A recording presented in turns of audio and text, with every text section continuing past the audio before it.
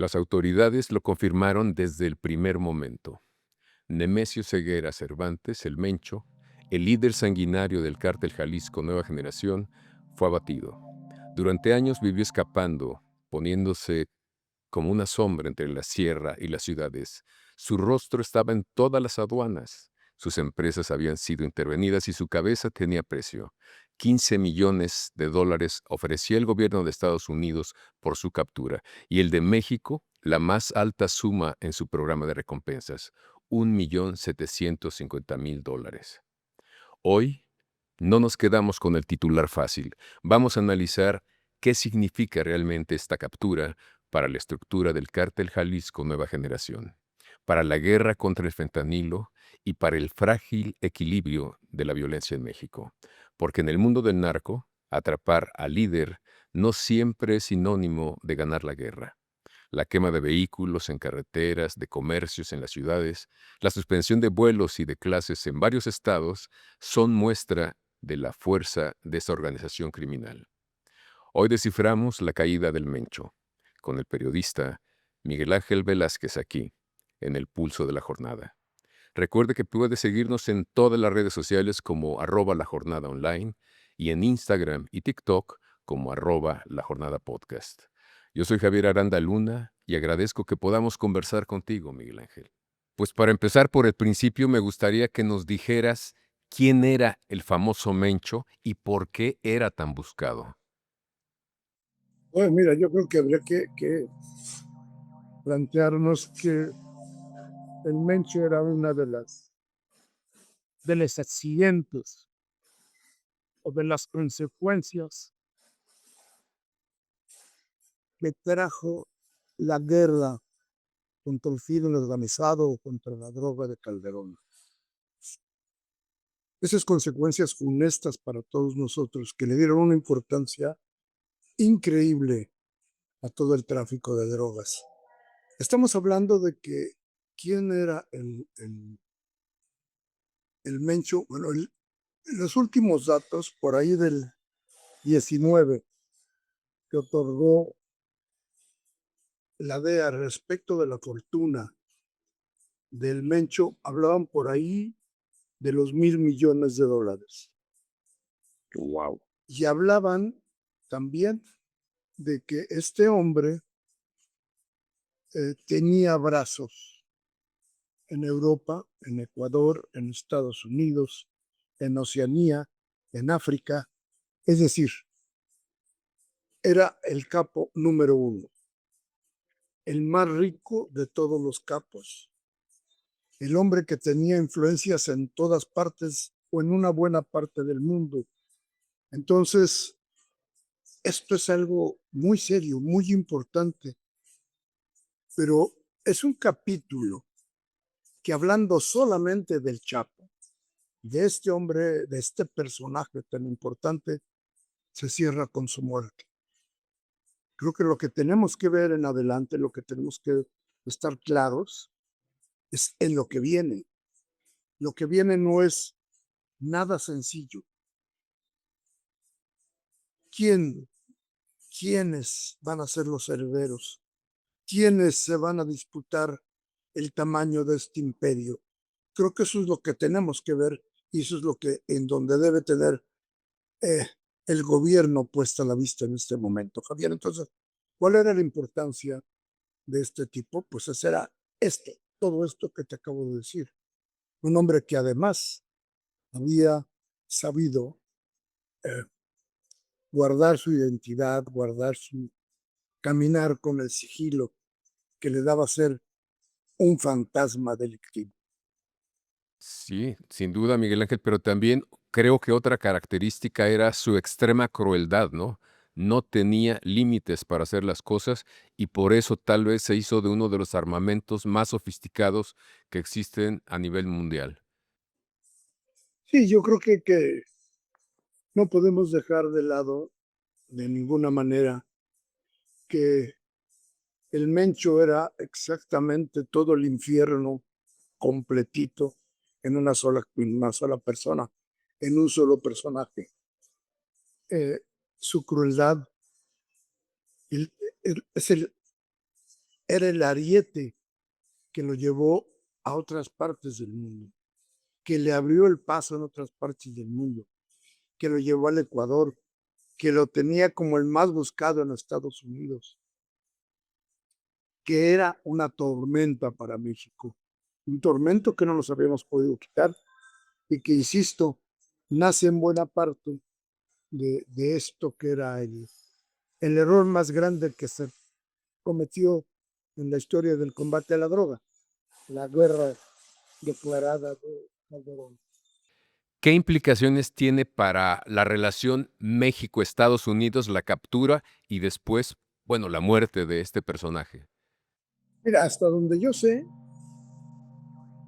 hubo un operativo de inteligencia que estaba centrado en, creo que esto se dijo hoy mismo en la mañana, centrado en la compañera sentimental actual del Mencho, en el eslabón más débil, por donde podían penetrar y donde podían saber eh, cuáles eran sus movimientos. Pero ¿cómo se determina el momento? ¿Cómo se determina el operativo?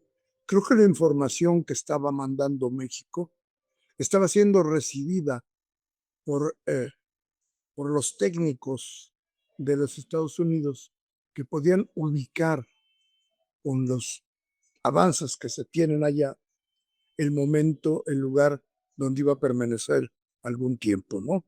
Y era el momento escogido para lograr el operativo. Y esta captura le permite a México pedir, digamos, por ejemplo, que haya un mayor control de la venta de armas y de tráfico hacia nuestro país, porque ya, digamos, esta es una operación bastante fuerte que desde mi punto de vista podría permitirnos exigirle al gobierno de Estados Unidos que haga su tarea también. Sí, yo creo que todo esto es verdaderamente injusto en términos de lo que le pasa a nuestro país respecto de las exigencias de Estados Unidos. Eh, Estados Unidos, hasta donde yo sé, sigue sin tener una campaña importante que evite el consumo. A ver, pues no estará, se han ido a la cárcel uno y otro y se muere otro capo y, a ver, desaparecen unos, se mueren otros, meten a la cárcel otros, pero el consumo continúa. Así es. Y esto no es tanto la culpa de cuál es la oferta mexicana, sino cómo es la demanda en Estados Unidos. Y allá no se hace nada. No se hace, y mientras aquí estamos buscando de todas maneras cómo tenemos que hacer para evitar que de aquí salga la droga para Estados Unidos, allá no hacen nada por evitar el consumo. Y fíjate qué perverso es el asunto, que mientras todo esto sucede, ellos no hacen ninguna campaña ya, pero además surten de armas y de municiones a los cárteles mexicanos.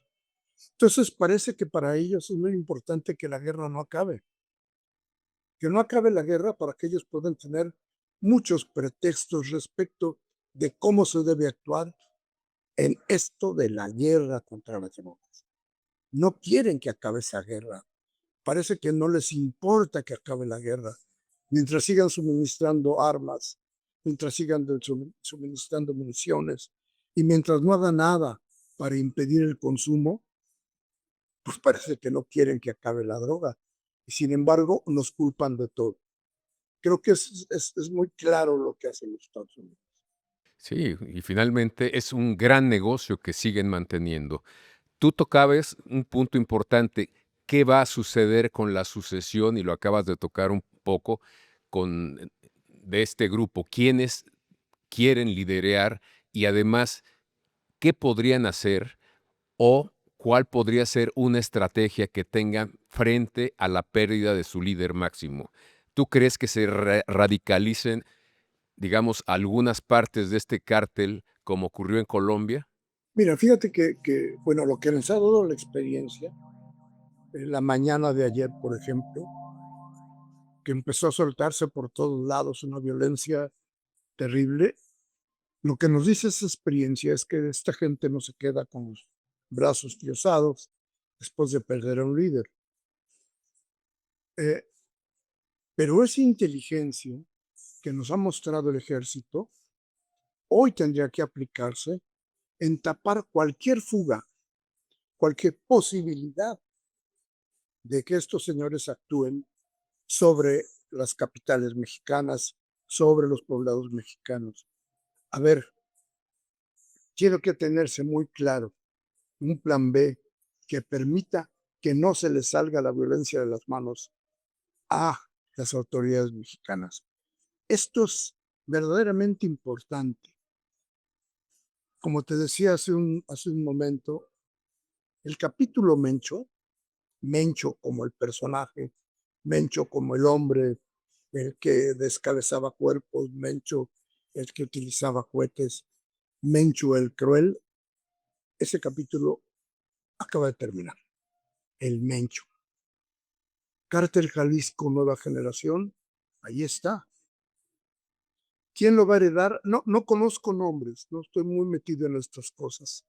No conozco de los nombres, pero sí conozco la crueldad, la violencia, lo que significa el Cártel Jalisco Nueva Generación. Y ahí es donde debe estar actuando el gobierno de México. Pero la insistencia, mientras se siga alimentando la violencia con armas, con municiones, con dinero, pues esto es un cuento de no acabar. Y con el apoyo también de algunos políticos mexicanos. Ah, no, desde luego, mi querido Javier, si empezamos a ver cómo están las cosas, ya te diré. Hay un personaje del que en algún momento podremos hablar, que se llama Carlos Trujillo, que fue representante de, eh, de Trump en la OEA y que es el hombre que ha mantenido con su relación, que ha recibido, que recibe, que se ha asociado con gente como Alito y como algún otro personaje dueño de concesiones de televisión en México, que han ido para allá y que se han asociado con ellos.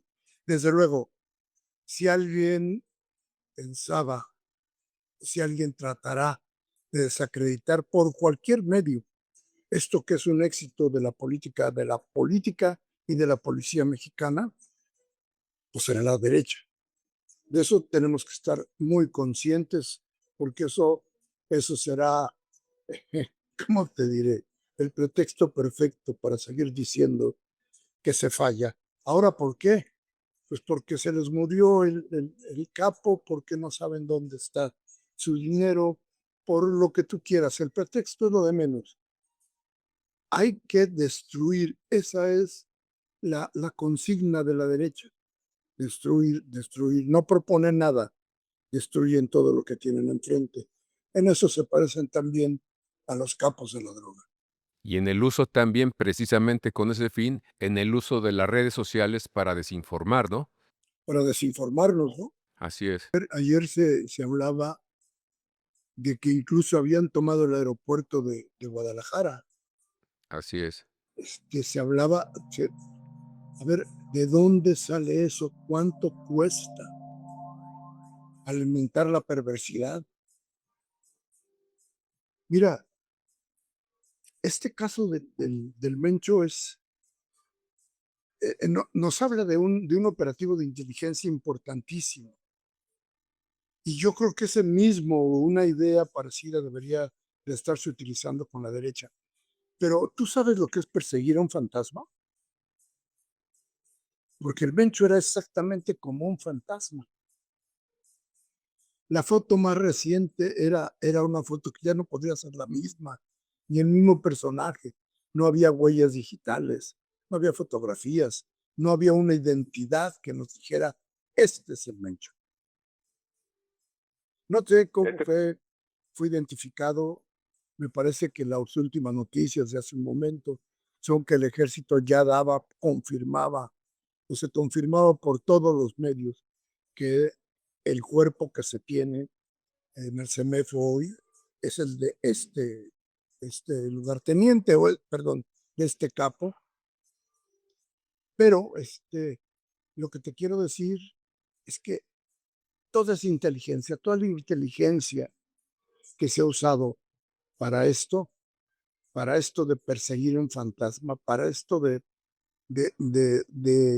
ir sobre alguien que no tiene un rostro seguro, que no sabes exactamente si es, pero toda esa inteligencia tendría que usarse hoy para tener pues, muy claro de dónde vienen muchos ataques que están eh, necesariamente tratando de combatir lo mejor que se hace en un país.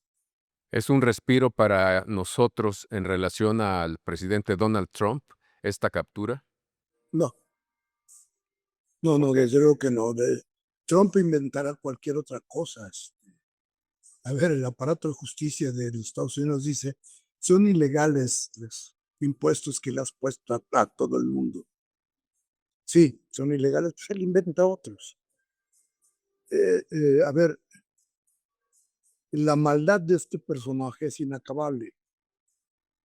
Entonces, si no es una cosa, es la otra. Pero él tratará de alguna manera de hacer algo más contra México. Pero no te olvides de lo que platicábamos hace un momento. Si ellos, me refiero precisamente al aparato o al gobierno de los Estados Unidos, no combaten de ninguna manera, porque no lo hacen, de ninguna manera el consumo, pues seguirá viendo lo demás.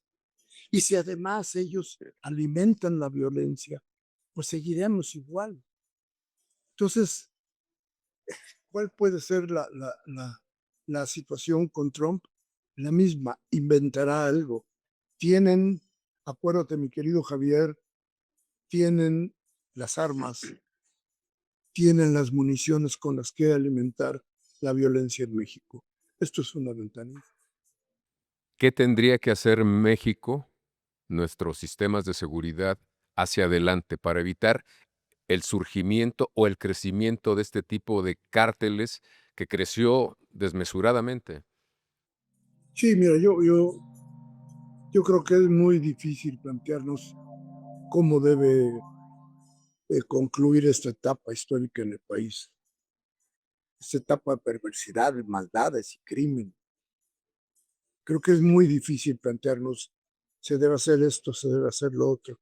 Yo creo que aquí lo que tenemos que tener en cuenta y debemos de plantearnos con mucha seriedad es cuál es la postura de nuestro gobierno respecto a las causas que provocan que los jóvenes, por ejemplo, vayan a la droga. Eh, Me parece que lo que está haciendo hoy el gobierno, tratando de poner a los jóvenes en un camino diferente al ocio, eso es importantísimo. Si hay menos jóvenes que alimenten las filas de la delincuencia, será mejor para todos nosotros. Las causas, combatir las causas, eso, de las causas de que los jóvenes vayan al ejército del narco, será importantísimo. Si no tienen que arriesgar su vida para comer, para salvar la vida de algún pariente, eso sería importantísimo. Si ellos pueden, en lugar de arriesgar la vida, construir un futuro que les permita vivir bien, será mucho mejor. Si existe una escuela en la que se hable de cuáles son los derechos humanos, de cómo tiene que ser la civilidad en el país, creo que nos irá mejor. Pero todo esto, mi querido Javier, si en el país o en uno de los países más ricos del mundo, la juventud está en el camino de la droga, el conflicto no se ha acabado, no ha terminado. Entonces, la cultura del dinero fácil solamente se puede combatir con educación y cultura.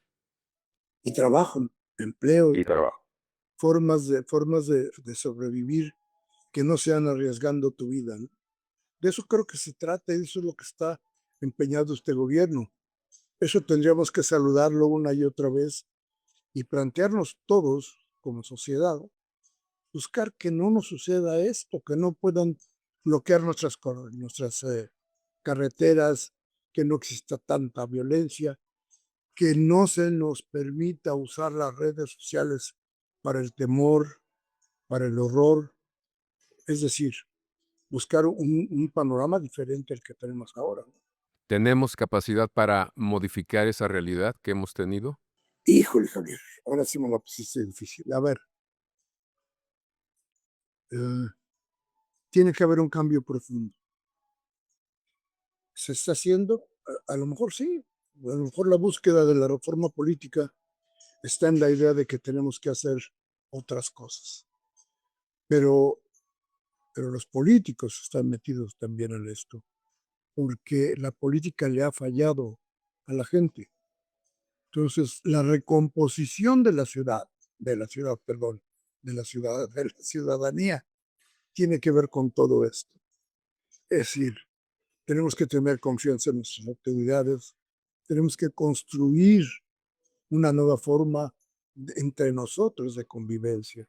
Eso es fundamental para que podamos tener en adelante márgenes de paz mucho más amplios que los que tenemos. Sin duda alguna. Pues algo más que nos quieras compartir precisamente para estar atentos y tratar de evitar lo que hemos hecho tanto tiempo porque no ha funcionado o no nos ha dado los resultados que nos convienen. Eso es, tener en cuenta de que este es un golpe que se ha acabado con uno de los más importantes, quizá el último de los capos históricos del país o del mundo. Sí, pero el problema no se ha terminado. Y no se ha terminado porque una de las partes, los Estados Unidos, el gran consumidor, no quiere que esto termine. Las razones hay que buscarlas allá. Hay que tener mucho cuidado en cómo hacerle. Pero creo que va México por el buen camino. Creo que tenemos posibilidad de exigir mayores cosas para Estados Unidos, aunque allá quien debería escuchar está sordo y es peligroso. Pues qué fuerte lo que nos dices. Muchísimas gracias, Miguel Ángel. Estoy para servirte, Javier. Muchas gracias. Y gracias a ustedes por habernos acompañado en esta conversación para entender qué es lo que hay detrás de esta captura, de la muerte de este personaje que se había convertido en los últimos 10 años en uno de los más siniestros operadores del crimen organizado. Recuerde que puede seguirnos en todas las redes de La Jornada como @lajornadaonline y en Instagram y TikTok como @lajornadapodcast. Soy Javier Aranda Luna y aquí nos vemos la próxima semana.